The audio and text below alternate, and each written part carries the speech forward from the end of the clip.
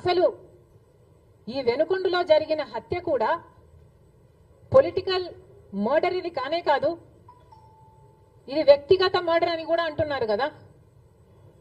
మేము ఏదో సాక్షి మీడియానో లేకపోతే టీడీపీ మీడియానో పట్టుకొని మాట్లాడడం లేదు. మా ఎంక్వైరీలు మేము చేసుకొని న్యూట్రల్ మీడియాతో లోకల్ గా మేము మాట్లాడిన తర్వాత మేము వచ్చిన కన్క్లూషన్ ఏమిటి అంటే ఇది వ్యక్తిగత మర్డర్. మొన్నటి వరకు కూడా హత్య చేసిన వాళ్ళు, హత్య గురైన వాళ్ళు ఇద్దరు వైసీపీతోనే ఉన్నారు. మరి అలాంటప్పుడు ఇది పొలిటికల్ మర్డర్ ఎలా అవుతుంది? ఈ పొలిటికల్ మర్డర్ అని మీరు చెప్పి మీరు ఢిల్లీకి వెళ్ళి ధర్నా చేస్తున్నారా? దేనికి? మీ ఉనికి కాపాడుకోవడం కోసం.